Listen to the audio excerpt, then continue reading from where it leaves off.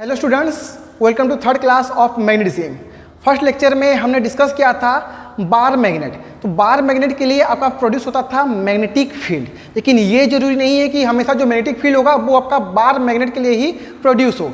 कभी कभी क्या होता है, अगर एक चार्ज मूव करता है तो उसके लिए भी करंट प्रोड्यूस होता है, या करंट के लिए उसके लिए भी आपका मैग्नेटिक फील्ड प्रोड्यूस होता है। और जो साइंटिस्ट थे जिन्होंने फर्स्ट ये डिस्कवर किया था कि अगर करंट फ्लो हो रहा है तो उसमें आपका मैग्नेटिक फील्ड प्रोड्यूस होगा, उनका नाम है ऑर्स्टेड। ठीक है, तो पहले देखो ऑर्स्टेड एक्सपेरिमेंट।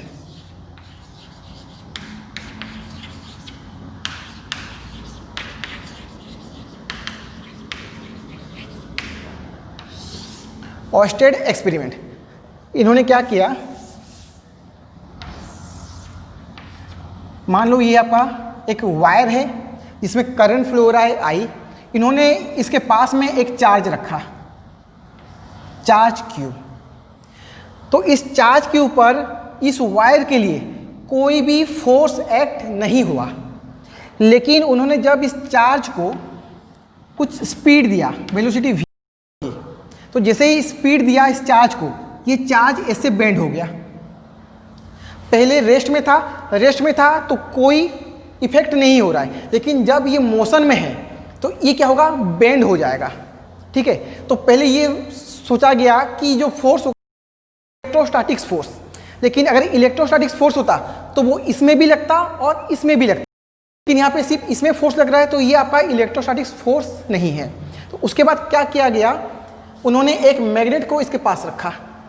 जैसे मैग्नेट को इसके पास रखा, ये रिपेल हो गया, रिपेल या अट्रैक्ट जो भी हो सकता है, लेकिन इसमें फोर्स लगा। अगर फोर्स लगा तो जो फील्ड है वो यहाँ पे क्या होगा, फील्ड, और जो फोर्स है वो क्या है आपका मैग्नेटिक फोर्स। अगर इसमें लग रहा है जो फोर्स मैग्नेटिक फोर्स, तो इसमें भी हो सकता है आपका मैग्नेटिक फोर्स लग सकता है। तो यहाँ से कंक्लूजन मिला था कि ये जो फोर्स होगा यहाँ पे due to current carrying wire, यहाँ पे प्रोड्यूस हो रहा है आपका मैग्नेटिक फील्ड, और मैग्नेटिक फील्ड के लिए इसमें फोर्स लगा आपका मैग्नेटिक फोर्स। क्लियर? ठीक है, तो यहाँ पे जो फोर्स होगा वो क्या होगा आपका मैग्नेटिक फोर्स। ओके, तो अब देखो कंक्लूजन क्या था। फर्स्ट ये हो गया आपका करंट कैरिंग वायर। करंट होता क्या है, फ्लो ऑफ चार्ज। करंट होता है आपका फ्लो ऑफ चार्ज। जब चार्ज रेस्ट में होता है तो वो प्रोड्यूस करता है सिर्फ इलेक्ट्रिक फील्ड, लेकिन यहाँ चार्ज रेस्ट में नहीं है, मोशन में है। तो जब चार्ज मोशन में होता है तो वो प्रोड्यूस करता है electric field plus magnetic field. इसको लिख लो यहाँ पे, charge at rest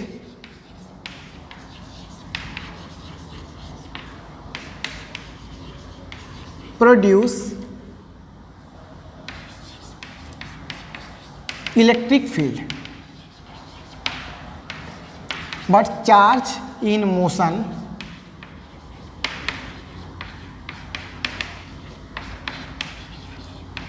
produce both electric field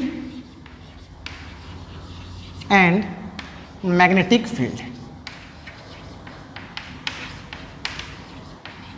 magnetic field, तो इसी एक्सपेरिमेंट से आपका magnetism means magnetic field due to current carrying wire start हुआ था। Note down.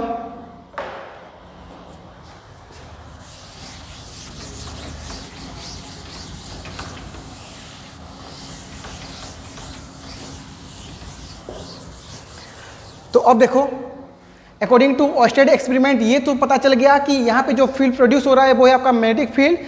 तो मैग्नेटिक फील्ड प्रोड्यूस हो रहा है due to current carrying wire. तो इसका जो वैल्यू था वो दिया था बायोट-सावर्ट ने। Biot-Savart, give heading Biot-Savart and Biot-Savart law. तो बायोट-सावर्ट लॉ बेसिकली ये है कि इस वायर के लिए मैग्नेटिक फील्ड का मैग्नीट्यूड क्या होगा। जैसे ये हो गया आपका एक करंट कैरिंग वायर, तो अगर मैं यहाँ पे एक छोटा सा एलिमेंट लूँ, मान लो ये है आपका एक छोटा सा एलिमेंट, करंट कैरिंग वायर का एक छोटा सा एलिमेंट, ये छोटा सा एलिमेंट, लेंथ है dl, लेंथ है dl। तो इस dl लेंथ के लिए एट ए डिस्टेंस r, मान लो एट ए डिस्टेंस r, यहाँ पे आपको मैग्नेटिक फील्ड चाहिए। तो dl लेंथ के लिए इस पॉइंट पे जो मैग्नेटिक फील्ड होगा, magnetic field B is equal to magnitude होगा mu naught I by 4 pi dl cross r divided by r cube. तो यहाँ पे देखो मैग्नेटिक फील्ड आपका होता है vector quantity, then B vector is equal to mu naught I by 4 pi dl cross r by r cube. तो यहाँ पे आपका dl वेक्टर है, r भी हो गया आपका वेक्टर क्वांटिटी, तो ऑब्वियसली बी भी क्या होगा आपका vector quantity, that is your magnetic field. तो अब यहाँ पे ये हो गया मैग्नेटिक फील्ड, तो ये वेक्टर है तो इसका डायरेक्शन होगा, तो इसका डायरेक्शन कैसे फाइंड करोगे, dl क्रॉस r से। dl क्रॉस r का डायरेक्शन जिधर होगा उधर ही होगा मैग्नेटिक फील्ड का डायरेक्शन। तो अब देखो dl का डायरेक्शन क्या होगा, जिस डायरेक्शन में करंट फ्लो हो रहा है, जिस डायरेक्शन में करंट फ्लो हो रहा है वही है आपका dl, और ये हो गया आपका r, ये हो गया आपका dl और ये हो गया आपका r। तो dl क्रॉस r है, इसका डायरेक्शन किधर होगा, dl क्रॉस r, dl इधर है, stretch your right hand finger and curl towards r। तो थंब किधर है, इनसाइड, अगर थंब इनसाइड है तो मैग्नेटिक फील्ड भी किधर होगा, यहाँ पे इनसाइड मींस क्रॉस, ये तो आपको पता ही होगा। अगर ये बोर्ड हो गया, बोर्ड के अगर अंदर में फील्ड है, डायरेक्शन अगर अंदर के तरफ है तो उसको आप देते हो क्रॉस, और अगर बाहर के तरफ है तो उसको देते हो आप dot. Cross means inward direction,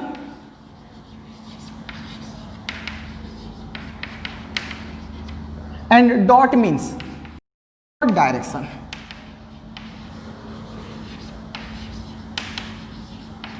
outward direction. तो बी वेक्टर का डायरेक्शन डिपेंड करता है dl क्रॉस r पे, याद रखना, B vector, direction of B vector is determined by the dl cross r। तो जिधर करंट फ्लो हो रहा है वो होगा आपका dl क्रॉस r, ये हो गया आपका r, dl क्रॉस r। पहले क्या है, dl है तो राइट हैंड फिंगर को स्ट्रेच करोगे dl के तरफ एंड कर्ल करोगे r के तरफ, तो थंब है इनसाइड, तो इनसाइड होगा आपका मैग्नेटिक फील्ड। ये आपने 11 वेक्टर में आपने देखा होगा कि कैसे ये डायरेक्शन फाइंड किया जाता है। जैसे कि मान लो C vector is equal to A cross B है, C vector is equal to A cross B, ये है ए और ये है बी। तो सी वेक्टर का डायरेक्शन किधर होगा, सी वेक्टर का डायरेक्शन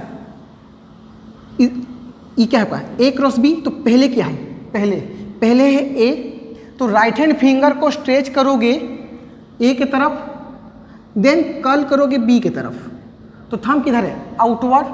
तो सी का डायरेक्शन यहाँ पे क्या हो जाएगा, आउटवर्ड हो जाएगा, ठीक है, राइट हैंड फिंगर रूल। तो ये हो गया आपका ए क्रॉस बी, सी हो गया बाहर। सिमिलरली मान लो ये है आपका ए और बी है इनसाइड, बी है अभी इनसाइड अंदर के तरफ, तो क्या करोगे, अभी ए क्रॉस बी चाहिए, तो पहले ए है तो ए की तरफ राइट हैंड फिंगर को स्ट्रेच करो एंड कर्ल करो, बी किधर है, अंदर की तरफ, तो बी अंदर की तरफ कर्ल करोगे, तो थंब किधर होगा, लेफ्ट साइड। तो ये हो गया आपका सी वेक्टर का डायरेक्शन। और एक बार देखो, अभी मान लो ए है बाहर की तरफ, ये हो गया आपका ए वेक्टर, डॉट का मतलब ये हो गया कि ये बाहर की तरफ है, आउटवर्ड डायरेक्शन, और बी हो गया इधर। तो अभी ए क्रॉस बी, तो ए किधर है, बाहर की तरफ, इधर देखो ए किधर है, बाहर की तरफ, तो स्ट्रेच राइट हैंड फिंगर किधर होगा, ए की तरफ, पहले ए है तरफ, कर्ल करोगे बी की तरफ, ये हो गया बी, तो थंब हो गया ऊपर की तरफ, तो ये होगा आपका सी वेक्टर। क्लियर हुआ। तो ए हो गया किधर, बाहर की तरफ, ये हो गया ए, बी की तरफ कर्ल करो तो सी होगा ऊपर की तरफ। ओके, और एक एग्जांपल देखो, ये है ए वेक्टर, बी को ले लो बाहर की तरफ, अभी देखो ए क्रॉस बी किधर होगा, ए इधर है बी बाहर है, तो राइट हैंड फिंगर स्ट्रेच करोगे ए की तरफ और कर्ल करो बी की तरफ, इधर देखो ये हो गया आपका ए इधर है और बी इधर है, तो ए हो गया ये, बी बाहर की तरफ है तो कर्ल होगा बाहर की तरफ, तो थंब किधर है, नीचे, नीचे, ठीक है। नाउ ये हो गया आपका, क्रॉस ले लो ए, और ये हो गया बी। तो अभी ए क्रॉस बी, ए किधर है, inside, cross means inside, B हो गया इधर, तो ए की तरफ फिंगर करोगे इनसाइड, कर्ल किधर करोगे, बी की तरफ, तो ये हो गया आपका ए इनसाइड, कर्ल करोगे अभी बी की तरफ, इधर है बी, तो थंब किधर है, इधर। देखो ए किधर है, अंदर, बी है इधर, ये हो गया ए, बी, बी की तरफ कर्ल करोगे तो इधर कर्ल होगा, तो थंब किधर है, इधर, ये direction, that is your C vector. ये क्यों होता है, क्योंकि जो सी है वो परपेंडिकुलर होगा both A and B. As C vector is equal to A cross B, then C is perpendicular to A and perpendicular to B, दोनों का क्या होगा, परपेंडिकुलर होगा, ठीक है, नोट डाउन।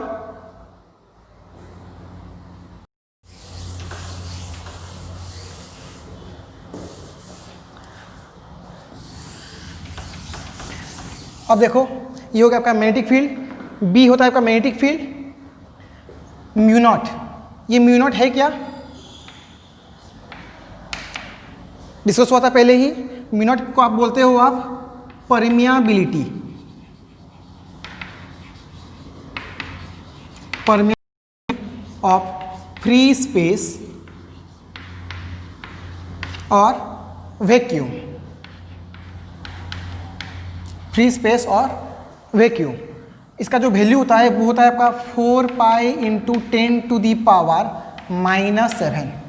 तो यहाँ पे देखो इसका यूनिट क्या हो सकता है, म्यू नॉट का unit B R cube, R cancel, B का होता है टेस्ला, आर क्यूब, ये आर कैंसिल हो जाएगा, आर स्क्वायर होगा मीटर स्क्वायर, देन डीएल, अच्छा ये आपका डीएल है तो ये मीटर हो जाएगा, meter meter meter cube cancel, C बचा meter divide by I, that is current A. T tesla, unit of magnetic field tesla होता है, ये भी हमने डिस्कस किया था, यूनिट ऑफ मैग्नेटिक फील्ड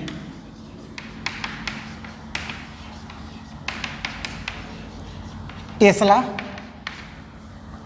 और weber per meter square. Weber होता है आपका मैग्नेटिक फ्लक्स, ये हम डिस्कस करेंगे नेक्स्ट चैप्टर ईएमआई पे कि वेबर होता क्या है। ये हो गया आपका यूनिट ऑफ मैग्नेटिक फील्ड। अच्छा इसका और एक यूनिट होता है गॉस,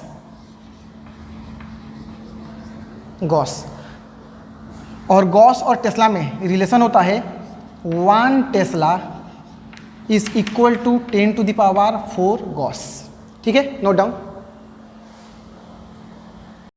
यहाँ पे देखो जो मैग्नेटिक फील्ड हो गया, यहाँ पे जो मैग्नेटिक फील्ड है वो किसके लिए है, इस डीएल लेंथ के लिए, ये जो छोटा सा लेंथ है उसके लिए मैग्नेटिक फील्ड है mu naught I 4 pi DL cross R cube, इस छोटे से लेंथ के लिए।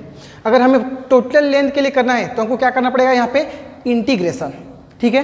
तो चलो देखते हैं magnetic field produce due to straight wire,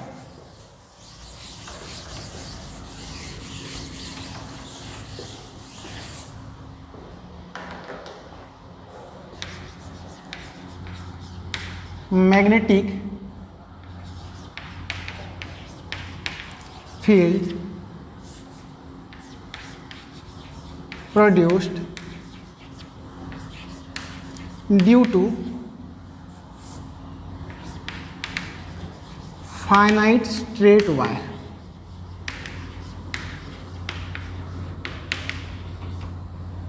due to finite straight wire.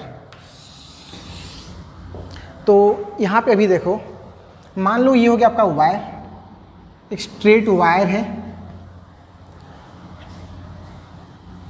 और आपको सपोज मैग्नेटिक फील्ड इस पॉइंट पे, पॉइंट ले लो O, यहाँ पे चाहिए हमें मैग्नेटिक फील्ड, ये वायर है और इसमें करंट फ्लो हो रहा है I, करंट इज I, ठीक है। Suppose this angle is θ1 and this angle is θ2, ये हो गया आपका एक फाइनाइट वायर है, finite straight wire, current flow हो रहा है आई, ये हो गया आपका एंगल थीटा 1, ये हो गया आपका एंगल थीटा 2। ठीक है, तो अब देखो जो आपका बायोट-सावर्ट लॉ था उसमें क्या था, magnetic field due to a small section के लिए। तो अब हम क्या करेंगे, यहाँ से एट ए हाइट y पे एक छोटा सा एलिमेंट लेंगे, very small element having thickness dy। At a height y take one small element dy। Suppose this angle is theta and angle subtended by this dy is d theta, ये हो गया आपका d theta. ठीक है, अच्छा यहाँ से wire से इस पॉइंट तक का डिस्टेंस, ये डिस्टेंस मान लो आपका है d, ये डिस्टेंस हो गया सपोज d। ठीक है, तो अब यहाँ पे देखो ये हो गया आपका dy, तो इस dy के लिए यहाँ पे मैग्नेटिक फील्ड प्रोड्यूस होगा, तो यहाँ पे जो मैग्नेटिक फील्ड प्रोड्यूस होगा उसका डायरेक्शन क्या होगा, dl क्रॉस r। तो यहाँ पे dl कौन होगा, ये dy, यहाँ पे देखो, यहाँ पे करते हैं, तो ये हो गया आपका हाइट y मान लो, ये है आपका d। ठीक है, तो यहाँ पे आपका छोटा सा एलिमेंट है dy और ये एंगल आपका गिवन है थीटा, एंगल है आपका गिवन थीटा। तो करंट फ्लो रहा है ऐसे, तो इस छोटे से एलिमेंट पे dl किधर होगा, ऊपर की तरफ, दैट इज योर dy। तो यहाँ से यहाँ तक आपको इस पॉइंट पे चाहिए मैग्नेटिक फील्ड, तो ये हो गया dl, और dl से डिस्टेंस पॉइंट तक ये है, दैट इज योर r। तो dl क्रॉस r, तो dl किधर है, ऊपर की तरफ, तो dl ऊपर की तरफ है, r की तरफ कर्ल करो, dl r की तरफ कर्ल, थंब किधर है, इनसाइड। अगर थंब इनसाइड है तो यहाँ पे जो मैग्नेटिक फील्ड प्रोड्यूस होगा वो कहाँ पे होगा, इनसाइड। ठीक है, इनसाइड मैग्नेटिक फील्ड प्रोड्यूस होगा, that is suppose your dB। Clear, इस एलिमेंट के लिए यहाँ पे मैग्नेटिक फील्ड प्रोड्यूस होगा इनसाइड पे, और उसको मान लो आप dB। तो dB होता क्या है, according to Biot Savart law, dB vector is equal to mu naught I by 4 pi dl cross r vector divide by r cube, ये होता है। तो अब यहाँ पे देखो r है क्या, ये जो r है क्या, ये है आपका r, ये डिस्टेंस है आपका d। ठीक है, अगर मैं यहाँ पे लिखूँ cos थीटा, तो cos थीटा हो जाएगा आपका d by r। So you can say r is equal to d sec theta, r is equal to हो गया आपका d सेक थीटा। अच्छा dl क्रॉस r, तो अगर मैं सिर्फ मैग्नीट्यूड लिखूँ, डायरेक्शन तो पता चल गया वो इनसाइड है। अब अगर मैं मैग्नीट्यूड लिखूँ तो मैग्नीट्यूड हो जाएगा dB is equal to mu naught I by 4 pi dl cross r is dl r sine theta divide by r cube. तो एक r कैंसिल हो गया, साइन थीटा, थीटा है क्या, angle between dl and r। तो dl किधर है, ऊपर की तरफ, और r हो गया ये। ठीक है, ये हो गया आपका dl और ये हो गया आपका r। तो दोनों में एंगल क्या होगा, ये देखो, यहाँ पे देखो, ये हो गया आपका, इसको थीटा मत लिखो, ये आपका एंगल है। तो पहले देखो एंगल होगा क्या, ये थीटा है, ये 90 है, थीटा 90, तो ये होगा आपका 90 माइनस थीटा, ये हो गया आपका 90 माइनस थीटा। तो टोटल एंगल यहाँ से यहाँ तक टोटल एंगल होता है आपका 180, तो ये एंगल हो जाएगा आपका 180 माइनस 90 माइनस थीटा, तो ये एंगल हो गया आपका 90 plus theta. Okay, 90 plus theta, तो यहाँ पे आप क्या लिखोगे, साइन 90 प्लस थीटा। ओके, तो dB equal to mu naught I by 4 pi dl, ये dl क्या है यहाँ पे, dy छोटा सा एलिमेंट, ये जो छोटा सा एलिमेंट है वो है आपका dy sine 90 plus theta, sine 90 plus theta is your cos theta, sine 90 plus theta is your cos theta divided by r square. तो ये r स्क्वेयर है क्या, तो यहाँ पे देखो आपने यहाँ पे लिखा है r, R is equal to है D sec theta, R is equal to है डी सेक थीटा, तो आर स्क्वेयर हो जाएगा D square sec square theta. Okay, now अब क्या करेंगे, दोनों साइड करेंगे हम इंटीग्रेशन, लेकिन यहाँ पे हम डायरेक्टली इंटीग्रेशन नहीं कर सकते क्योंकि यहाँ पे दो वेरिएबल है, एक थीटा, थीटा भी वेरिएबल है, ये भी वेरिएबल है। तो हम यहाँ पे क्या करेंगे, एक वेरिएबल को कन्वर्ट करेंगे दूसरे वेरिएबल पे। वो कैसे करेंगे, जैसे ये हो गया आपका ट्राइंगल, तो यहाँ पे मैं लिख सकता हूँ tan theta equal to perpendicular by base that is Y by D. तो y इज इक्वल टू क्या हो जाएगा यहाँ पे d tan theta, y is equal to हो गया आपका d टेन थीटा। तो आप इसको डिफ्रेंशिएट करो विथ रेस्पेक्ट टू थीटा, तो ये होगा आपका dy by D theta is equal to d, derivative of tan theta होता है आपका सेक स्क्वेयर थीटा। तो dy by D theta is d sec square theta, तो डी थीटा को भी इधर ले आओ, तो dy इज इक्वल टू हो जाएगा d sec square theta d theta. Okay, तो अभी यहाँ पे dy का वैल्यू को यहाँ पे पुट करो, ये हो गया आपका dy का वैल्यू को यहाँ पे पुट करो, तो होगा mu naught I by 4 pi d sec square theta cos theta divided by d square sec square theta. तो sec square theta cancel, d एक d कैंसिल हो गया, तो यहाँ पे मिला आपको D B is equal to mu naught I by 4 pi D तो कैंसिल हो गया आपका कॉस थीटा, ये हो गया आपका cos theta, D B constant है। अब क्या करेंगे, अच्छा ये तो हो गया आपका डी बी, ये तो स्मॉल एलिमेंट के लिए है, ये जो स्मॉल एलिमेंट के लिए उसके लिए मल्टीप्लाई होगा आपका mu naught I by 4 pi D cos theta. हमको पूरा टोटल चाहिए, तो टोटल के लिए हम करेंगे यहाँ पे इंटीग्रेशन, तो mu naught constant 4 pi D constant, तो इसको बाहर ले आओ, वेट यहाँ पे आपका डी थीटा भी है, ये डी थीटा है, तो इसको यहाँ पे लिखो डी थीटा। तो ये हो गया आपका नेट मैग्नेटिक फील्ड बी।